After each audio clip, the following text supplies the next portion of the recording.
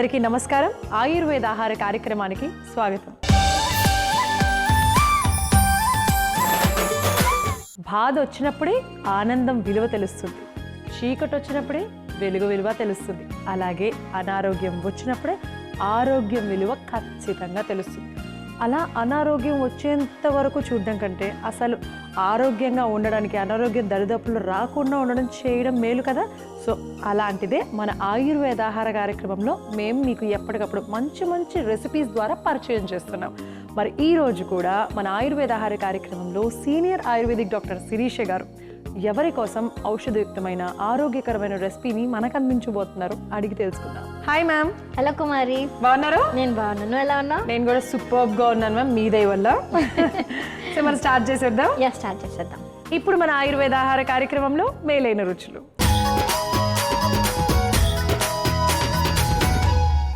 So మేలైన రుచుల్లో ఎవరికి మేలు చేసేటువంటి రెసిపీని ఈరోజు మేడం అందించబోతున్నారు మ్యామ్? సో మనందరికీ కూడా గుండె చాలా ఆరోగ్యంగా ఉండడానికి, అలానే రక్త ప్రసరణ సరిగ్గా మన అంత శరీర అవయవాలకు అంతా కూడా అందాలని ఒక మంచి రెసిపీని తయారు చేసుకోబోతున్నాం. ఎస్, ఖచ్చితంగా అది అవసరం మ్యామ్. ఎక్కువ స్ట్రెస్, ప్రెషర్లు ఎక్కువైపోయి హార్ట్ అటాక్స్ త్వరగా వచ్చేయడాలు. సో ఈ మధ్య కాలంలో చిన్నపిల్లల దగ్గర నుంచి కూడా మనం ఎక్కువగా, ఇదివరకు ఎప్పుడో పెద్దవాళ్ళు, అది కూడా ఎక్కడో ఒక కేసు వినేవాళ్ళం, బట్ ఈ మధ్యన చదువుకునే వాళ్ళకి కూడా వచ్చేస్తుంది హార్ట్ అటాక్స్, హార్ట్ సరిగ్గా పనిచేయకపోవడం, ఇట్లాంటివన్నీ. సో మరి వాటన్నిటి నుంచి దూరంగా ఉండాలి అని అంటే, ఆ సమస్యలు మన దరిదాపులో రాకుండా చేయాలంటే ఈ రెసిపీ తీసుకోవాలి. ఏంటిది మ్యామ్? అదే ముద్గా అతసి లడ్డు.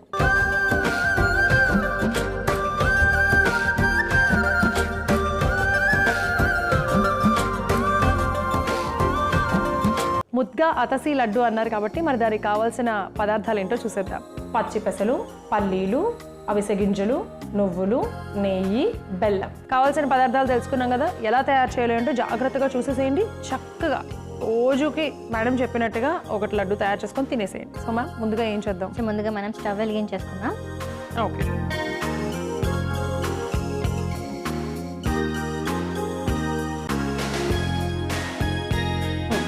స్టవ్ వెలిగించేసుకున్నాం కదా. సో ఇప్పుడు మనం చూసుకునే ఇంగ్రీడియంట్స్ అన్నీ కూడా ఏదైతే ముద్గా పెసలు అని చెప్పామో, సో అవన్నీ ఈక్వల్ క్వాంటిటీస్లో తీసుకుంటున్నాము. అవన్నీ కూడా మనం డ్రై రోస్ట్ చేసేసుకున్నాం. ఓకే. సో అంటే దీంట్లో ఈ పెసలు అనేది కొంచెం ఎక్కువగా తీసుకున్నాం. ఓకే, ఒక కప్పు. ఓకే, పెసలు ఒక కప్పు. ఇది కొద్దిగా వేగిన తర్వాత మిగతావి రెండు వేద్దామా?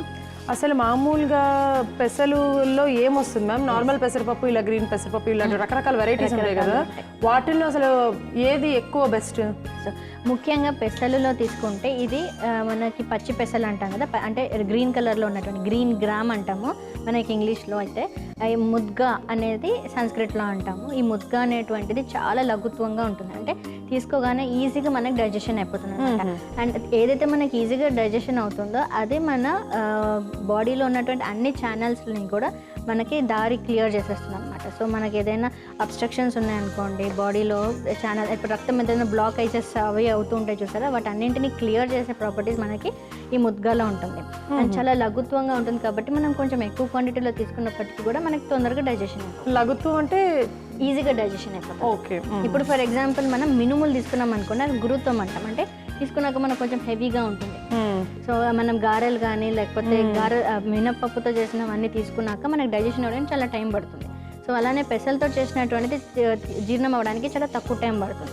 అందుకనే మనకి జ్వరం అట్లా వచ్చినప్పుడు లేకపోతే రికవరీ ఫేజ్లో ఉన్నప్పుడు మనకి పెసరపప్పుతో చేసిన అన్నం కానీ పుల్లగం కానీ ఇట్లాంటివన్నీ పత్యాహారంలో పెడుతూ ఉంటారు. అవును. ఇప్పుడు మనం ఆల్మోస్ట్ అటు హాఫ్ పైన వేగింది. ఇప్పుడు దీంట్లో ఇది కూడా వేసేసేద్దాం. అంటే దాంట్లో సహం అనుకోండి, సహానికంటే కూడా ఇంకొంచెం తక్కువగానే తీసుకున్నాం కదా అవిసె గింజలు.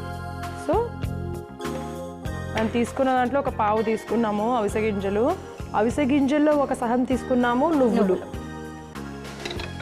సో మనం ఇందాక అనుకున్నట్టుగా పచ్చి పెసలు, మళ్ళీ నల్ల మినుములు అని కూడా ఉంటాయి కదా. అవునవును. సో నల్ల మినుములు అదొక కేటగిరీ. ఇవన్నీ అంటే మినుములు, తర్వాత పెసళ్ళు, తర్వాత మనం తీసుకున్నటువంటి నువ్వులు, కొన్ని ఇవన్నీ కూడా మనకి సీడ్స్ కేటగిరీలోనే వస్తాయి అనమాట, పల్సెస్ కిందకి వస్తాయి. అవిసె గింజలలో, నువ్వులలో ఏమవుతుందంటే మనకి దాంట్లో కొలెస్ట్రాల్ లెవెల్స్ని తగ్గించే ప్రాపర్టీ ఉంటుంది అనమాట. సో మనకి ఒమేగా 3 ఫ్యాటీ యాసిడ్ కూడా అధికంగా ఉంటుంది అనమాట. ఇది మన బ్రెయిన్ డెవలప్మెంట్కి చాలా ఉపయుక్తంగా ఉంటుంది. అలానే మన జాయింట్ పెయిన్స్ని తగ్గించడానికి కూడా ఈ అవిసె గింజ గింజలు నువ్వులు అనేవి ఎంతో ఉపయుక్తంగా ఉంటుందన్నమాట. ఓకే. సో అందుకనే ఈ కాంబినేషన్ అనేటువంటిది జాయింట్ పెయిన్స్ని తగ్గిస్తూ అలానే హృదయానికి కావాల్సిన రక్త ప్రసరణ బాగా అందజేస్తుంది. సో మ్యామ్ ఇందాక మీరు ఆల్రెడీ చెప్తున్నప్పుడే నేను యాక్చువల్గా స్టవ్ కూడా ఆఫ్ చేసేసాను, ఎందుకంటే వేగిపోయినాయి మంచిగా చిట్పట్లాడుతున్నాయి కాబట్టి. ఇది కొద్దిగా గోరువెచ్చగా కూడా అయింది, అంటే చల్లారింది కాబట్టి మనం మిక్సీ జార్లో తీసుకోవాలి. సో ఫస్ట్ అయితే ఇప్పుడు ఈ మిశ్రమాన్ని అంతా కూడా మనం మిక్సీ జార్లో వేసేసుకున్నాం.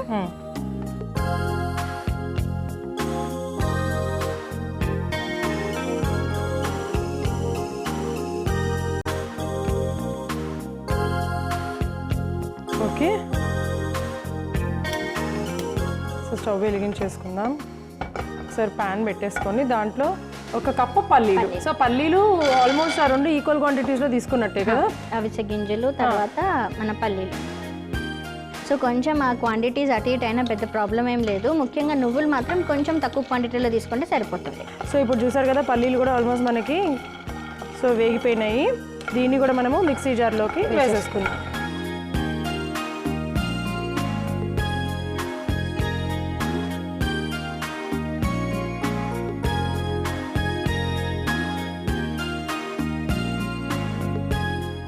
మ్యామ్ అది కొద్దిగా పక్కకు పెట్టేద్దాము, అది కొద్దిగా చల్లగా అవుతుంది కదా. ఈ లోపల మనకి ప్యాన్ కూడా ఆన్ చేసేద్దాం. బెల్లం వేసేసుకొని మనం కరిగించేసుకుందాం. ఓకే. సో బెల్లము ఒక 1/2 కప్ వేసుకుంటున్నాము, దానికి తగ్గట్టుగానే నీళ్ళు కూడా పోసుకోవాలన్నమాట. బెల్లం వేసుకున్నాము ఒక 1/2 కప్పు, అంటే ఇప్పుడు మా దానికి మేము 1/2 కప్ వేసుకున్నాము. మీరు తీసుకునే క్వాంటిటీ ఇప్పుడు మాకంటే తక్కువ ఉందంటే సో బెల్లం దానికి తగినట్టుగా వేసుకోవడం ఇలాంటివన్నీ చేస్తూ ఉండండి, లేదంటే ఎక్కువ తక్కువ అయ్యే ఛాన్సెస్ ఉంటాయి. సో పర్ఫెక్ట్గా రావాలి కాబట్టి చూసుకొని వేసుకోండి. ఇదిగో ఈ బెల్లం కరిగే లోపు మనం ఏం చేద్దామంటే, సో ఇప్పుడు మనం ఈ మిశ్రమం అంతా కూడా మిక్సీ జార్లో తీసేసుకున్నాం కదా. సో ఈ మిశ్రమాన్ని కూడా మనం చక్కగా గ్రైండ్ చేసేసుకున్నాం పౌడర్ లాగా. ఓకే. మనం గ్రైండ్ చేసుకున్నటువంటి మిశ్రమం చూడండి చక్కగా తయారైందో. సో చూసారా చాలా బాగుంది కదా. సో ఇప్పుడు మిశ్రమాన్ని అంతా కూడా మనం బండిలో వేసేద్దాం. ఓకే. సో ఇవంతా కూడా పౌడర్ అంతా కూడా వేసేసుకుందాము. చూద్దాము కలుపుకొని మనకి ఒక ఐడియా వస్తుంది కదా ఎంత పౌడర్ కావాలి ఏంటి అనేది. సో ఇది మొత్తం కూడా వేసేసుకోవచ్చు హ్యాపీగా. ఇదంతా వేసేసుకొని వెంటనే ఏం చేద్దామంటే యాలక్కుల పొడి కూడా వేసేసుకుందాం. ఎస్ మ్యామ్, అసలు ఈ కాంబినేషన్ అయితే ఫుల్ ప్రోటీన్ కదా, హై ప్రోటీన్ రిచ్ కదా. ఎగ్జాక్ట్గా హై ప్రోటీన్ రిచ్. ఇంకా మనకి ఏంటంటే కుదుళ్ళు కూడా చాలా బలంగా ఉంటాయి అన్నమాట. సో ఈ కాంబినేషన్తో మనం తీసుకున్నటువంటి లడ్డు ఏదైతే ఉందో హై బయోటిన్ కాంపోనెంట్ కూడా ఉంటుంది. సో కుదుళ్ళు చాలా బలంగా ఉంటాయి అండ్ ఒత్తుగా కూడా పెరుగుతుంది అనమాట. సో స్కాల్ప్ పైన ఏవైతే డెడ్ సెల్స్ ఉంటాయో అవన్నీ కూడా తొలగిపోయి మంచిగా రూట్స్తో పాటు గ్రోత్ అనేది చాలా బాగుంటుంది, హెయిర్ గ్రోత్. ఓకే. సో మనకి ఇప్పుడు హెయిర్ లాస్తో ఎవరైతే బాధపడుతున్నారో, హెయిర్ తక్కువ పెరుగుతుంది అనుకునే వాళ్ళు ఎవరైతే ఉంటారో వాళ్ళకు కూడా ఇది ఉపయోగపడుతుంది రెసిపీ. ఎస్, ముఖ్యంగా 4 ఇంపార్టెంట్ పాయింట్స్ అన్నమాట దీంట్లో. మనకి గుండెకి చాలా హితకరంగా ఉంటుంది, అలానే జాయింట్ పెయిన్స్ని తగ్గిస్తుంది, స్కిన్ గ్లోని పెంచుతుంది, అలానే బాడీ డీటాక్స్ లాగా కూడా పనిచేస్తుంది. సో ఈ 4 ముఖ్యమైన విధాలుగా ఇదంతా కూడా ఉపయోగపడుతుంది అనమాట. ఓకే. సో మ్యామ్ నేను ఒక 2 స్పూన్స్ నెయ్యి వేసాను మ్యామ్ ఇందులో. కూడా వేసేసాను. సో నెయ్యి కూడా వేసాను ఎందుకంటే మీరు అక్కడ చెప్తున్నారని. అంటే ఇవి చిన్న పిల్లలకు కూడా తొందరగానే డైజెషన్ అవుతుంది అంటారు, ఎవరికైనా కూడా పెట్టచ్చా? చిన్నపిల్లలకి ఇంకా ముఖ్యంగా అంటే చాలా ఇంపార్టెంట్ ఏంటంటే వాళ్ళకి కాన్స్టిపేషన్ ఎక్కువగా ఉంటుందన్నమాట.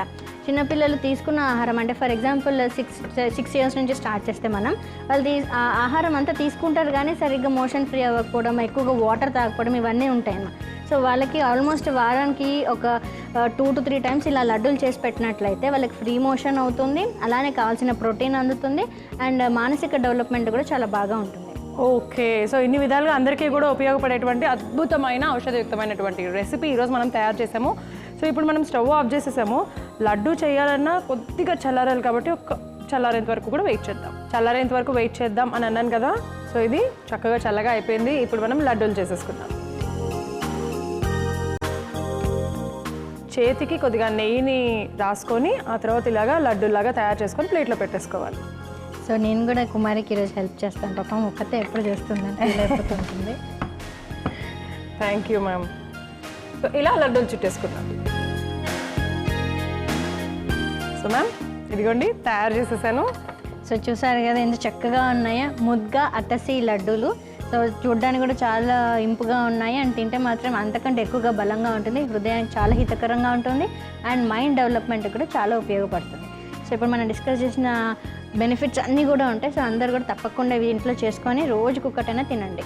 ఓకే, సో మొత్తానికైతే మనం లడ్డూలు తయారు చేసేసాం. చూడడానికి అయితే చాలా బాగున్నాయి. ఇప్పుడు దీంట్లో ఏ లడ్డు పెద్దగా ఉంది అనేది ఆ లడ్డు నేను తీసుకురా. చిన్నప్పుడు మనం అలాగే తీసుకురాళ్ళం కదా, ఇప్పుడు కూడా నేను అలాగే తీసుకోవాలనుకుంటున్నా. కానీ ఇక్కడ అన్నీ ఒకే సైజులో ఉన్నాయి కాబట్టి ఏదో ఒకటి తీసుకుంటాను, ఎలా ఉందో టేస్ట్ చేసి చెప్తాను.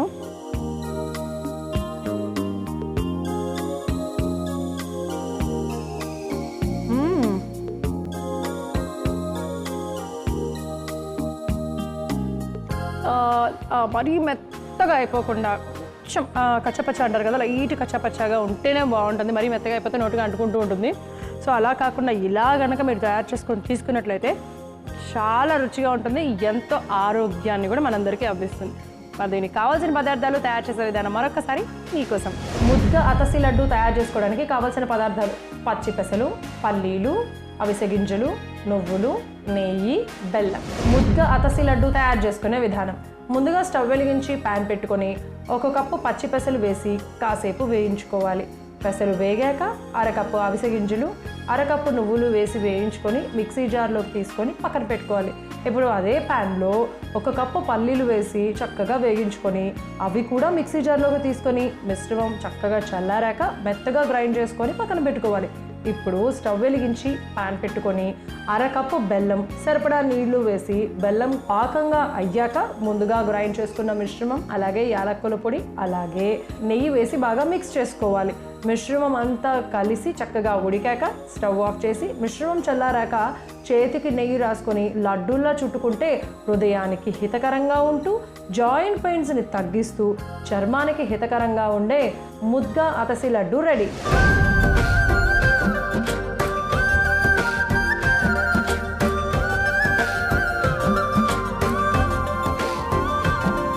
ఇప్పుడు మన ఆయుర్వేద ఆహార కార్యక్రమంలో ఆయుర్వేద చిట్కా.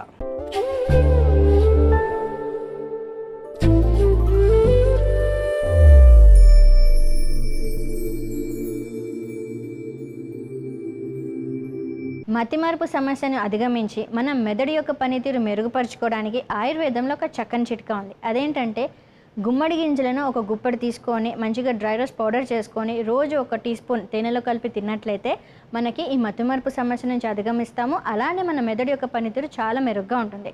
సో చిన్నపిల్లలు, పెద్దవాళ్ళు, అలానే ఆల్జిమర్స్ డిజీజ్తో బాధపడే వారందరూ కూడా ఈ చిట్కాని తప్పకుండా ఒక కనీసం నెల రోజుల నుంచి 45 డేస్ వరకు పాటించినట్లయితే వాళ్ళే ఆ సమస్య నుంచి ఉపశమనం పొందుతారు. ఆ చేంజ్ అనేది గమనిస్తారు. ఇప్పుడు ఆయుర్వేద ఆహార కార్యక్రమంలో సంజీవని. సో సంజీవనిలో ఎవరికి సంజీవని లాంటి ఔషధాన్ని మన డాక్టర్ గారు అందిస్తున్నారు అడిగేద్దామా మ్యామ్? ఎస్, మనందరికీ కూడా సాధారణంగా జ్వరాలు వస్తూ ఉంటాయి కదా, కొంతమందికి అది ఎక్కువగా అంటే ఇంటెన్సిటీ అధికంగా ఉంటుంది. సో నార్మల్గా కొంచెం ఫీవర్స్ ఉన్నప్పుడే మనం కంట్రోల్ చేసుకోగలిగితే దానివల్ల వచ్చేటువంటి ఉపద్రవాలు మనం అందకుండా మనం ఎంతో జాగ్రత్త తీసుకోవచ్చు. సో అలాంటి కోణంలో మనం ఇప్పుడు తయారు చేసుకునేటువంటి ఒక ఔషధం తీసుకున్నట్లయితే అది మనకి సర్వజ్వర నాశినిగా పనిచేస్తుంది. సో అలాంటి ఒక ఔషధం మనం తయారు చేసుకోబోతున్నాం. ఏంటది? సో దాని పేరు కూడా అదే, సర్వజ్వర నాశిని.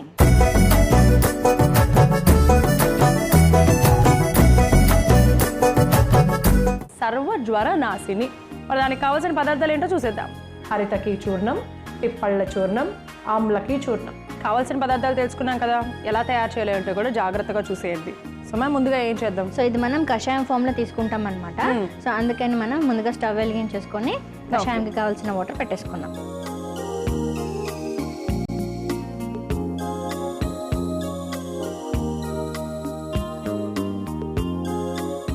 ఓకే, 2 గ్లాసులు నీళ్లు పోసుకోవాలి.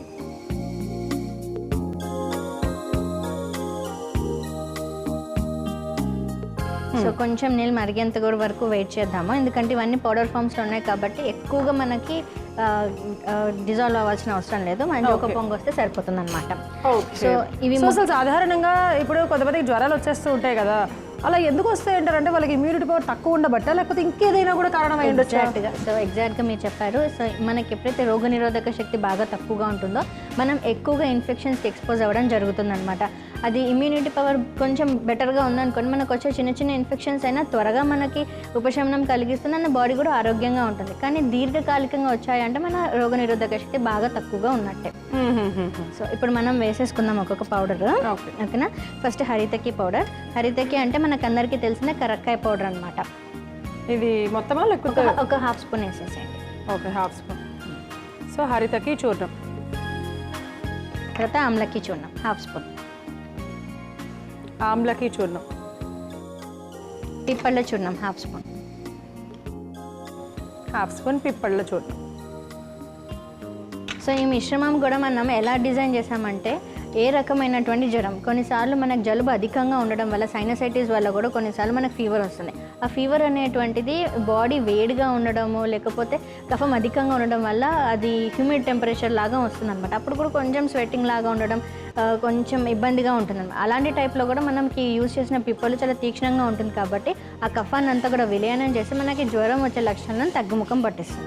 ఇంకా మనకి అధికంగా వేడి ఉన్నప్పుడు కూడా మనకి జ్వరం వస్తుంది. మీరు చూసారా, కొన్నిసార్లు శీత జ్వరం అంటారు, పిత్త జ్వరం అని అంటుంటారు. సో హై టెంపరేచర్స్ ఉన్నప్పుడు కూడా మన బాడీకి స్వెట్టింగ్ బాగా అధికంగా వచ్చి, ఫర్ ఎగ్జాంపుల్ మనకి సన్ స్ట్రోక్ లాగా, సో అప్పుడు కూడా మనకు బాగా హీట్ వచ్చేస్తుంది అండ్ బాడీ అంతా కూడా బాగా డ్రైన్ అయిపోయినట్టు ఉంటుంది. సో అలా తగ్గించడానికి మనకు ఆమ్లకి ఇంకా హరితకి ఉపయోగపడుతుంది. సో ఈ మిశ్రమం అనేటువంటిది ఏ రకమైనటువంటి జ్వరం వచ్చినా కానీ తగ్గుముఖం పట్టించడానికి ఎంతో ఉపయుక్తంగా ఉంటుంది. ఓకే, సో అందుకోసం అని చెప్పి ఇది యూజ్ చేస్తాం. ఇందుకే ఇప్పుడు మనం తయారు చేస్తున్నాము సంజీవిని ఔషధం అని చెప్తున్నాం. ఎన్ని రోజులు తీసుకోవాలి, ఎంత మోతాదులో తీసుకోవాలి, చిన్నవాళ్ళు ఎంత పెద్దవాళ్ళు ఎంత? సో ఇప్పుడు ఈ జ్వరం వచ్చినప్పుడు మాత్రం మనం యూస్ చేయొచ్చు అనమాట. ఫర్ ఎగ్జాంపుల్ మనకి ఇప్పుడు సీజన్ మారింది, కొంచెం ఒళ్ళు నొప్పులు స్టార్ట్ అయినాయి, సో మన టెంపరేచర్ అంతా కూడా 100 వరకు వచ్చింది అనుకోండి, మనం ఈ కషాయం తాగినట్లయితే మనకి ఇమీడియట్గా అంటే అట్లీస్ట్ ఒక 4 to 6 అవర్స్ లోపల జ్వరం లక్షణాలన్నీ కూడా తగ్గుముఖం పట్టి మనకి ఇమీడియట్గా ఎనర్జీ రీగెయిన్ అవుతుందన్నమాట. అంటే మన ఒంట్లో ఉన్నటువంటి వేడి బాగా తగ్గి మనకు కావాల్సిన ఎనర్జీ కూడా సప్లిమెంట్ అవుతుంది. అలా కంటిన్యూస్గా అట్లీస్ట్ మనం వారం రోజులు తీసుకున్నట్లయితే మన బాడీ ఏదైతే అన్ని పోషక విలువలు అన్నీ పోతున్నాయో అవన్నీ కూడా మళ్ళీ రిప్లెనిష్ అయిపోతుంది. ఓకే, సో అట్లా ఇప్పుడు ఇది అయిపోయిందా మ్యామ్? అయిపోయింది. జ్వరం వచ్చినప్పుడే తీసుకోవాలంటారు అయితే? జ్వరం వచ్చినప్పుడు తీసుకోవాలి. అలానే బాగా జలుబు ఉండి అంటే ఇంక ముక్కు దిబ్బడి పట్టేసింది అంటారు కదా, సో అలాంటి టైంలో కూడా మనమే తీసేసుకోవచ్చు. అంటే ఫర్దర్గా అది కాంప్లికేట్ అవ్వకుండా మనకి ప్రివెంటివ్గా వాడుకోవచ్చు. అంటే ఊపిరితిత్తులకు సంబంధించిన సమస్యలు ఉన్నప్పుడు కూడా తీసేసుకోవచ్చు. ఓకే, జస్ట్ ఎంత? చిన్న గ్లాస్ 10 to 20 ml వరకు తీసుకోవాలి. చిన్నవాళ్ళైనా పెద్దవాళ్ళైనా? పెద్దవాళ్ళకైతేనేమో మనం 20 ml to 30 ml వరకు తీసుకోవచ్చు అని చెప్తాము. 2 times తీసుకోవచ్చు. బాగా ఫీవర్ ఉంటే, కొంచెం మైల్డ్ ఫీవర్ లాగా ఉంటే రోజుకి ఒకసారి అట్లా ఒక 7 days కంటిన్యూస్గా వాడుకోవాలి. చిన్నవాళ్ళు 10 ml? చిన్నవాళ్ళైతే 10 ml. ఒకవేళ చిన్నవాళ్ళు కషాయం రూపంలో తీసుకోలేదు అనుకోండి, ఈ మిశ్రమం చేసినటువంటి పౌడర్ ఉంది చూసారా, వాటిని మనం తేనెలో కలిపైనా తినిపించేసేయచ్చు. ఓకే, సో అయితే ఇప్పుడు స్టవ్ ఆఫ్ చేసుకున్నాం కాబట్టి ఇది గ్లాస్లోకి పోసేసుకోవచ్చు.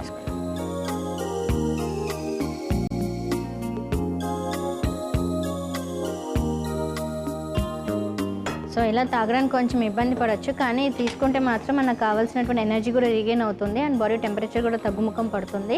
అండ్ సో ఎవరైతే జ్వరం వచ్చినప్పుడు మాత్రం ఖచ్చితంగా 7 రోజులు ఈ కషాయాన్ని ఇలా తీసుకున్నట్లయితే సర్వ జ్వర నాశనిలాగా ఎంతో ఔషధం సంజీవినిలాగా పనిచేస్తుంది. ఓకే, సో చూసారు కదా, జస్ట్ ఎక్కువ టైం కూడా పట్టలేదు. నేను చక్కగా కషాయం తయారు చేసేసుకున్నాం. మీకు జ్వరం వచ్చిందా? జ్వరంతో బాధపడుతున్నారా? లేదు. జ్వరం రికరెంట్గా వస్తూ ఉంటుందా? అయితే ఇది తీసేసుకోండి. 1 week. పెద్దవాళ్ళు 20 to 30 ml, చిన్నవాళ్ళు 10 ml. హ్యాపీగా వాడేసేయచ్చు. ఎటువంటి సైడ్ ఎఫెక్ట్స్ కూడా ఉండవు. మీరు వాడి చూడండి, మీకే తెలుస్తుంది. సో మరి దీనికి కావాల్సిన పదార్థాలు, తయారు చేసే విధానం మరొకసారి మీకోసం. సర్వజ్వర నాశిని తయారు చేసుకోవడానికి కావాల్సిన పదార్థాలు: హరితకి చూర్ణం, పిప్పళ్ళ చూర్ణం, ఆమ్లకి చూర్ణం. సర్వజ్వర నాశిని తయారు చేసుకునే విధానం: ముందుగా స్టవ్ వెలిగించి గిన్నె పెట్టుకొని 2 గ్లాసుల నీళ్లు పోసుకొని వేడి చేసుకోవాలి. నీళ్లు వేడయ్యాక 1/2 చెంచా హరితకి చూర్ణం, 1/2 చెంచా ఆమ్లకి చూర్ణం, 1/2 చెంచా పిప్పళ్ళ చూర్ణం వేసి కలుపుకొని మరిగించుకోవాలి. మిశ్రమం బాగా మరిగాక స్టవ్ ఆఫ్ చేసి గ్లాసులో పోసుకుంటే ఎటువంటి జ్వరాల నుండైనా ఉపశమనం అందించే, శరీరంలో ఉండే వేడిని తగ్గించే సర్వజ్వర నాశిని రెడీ.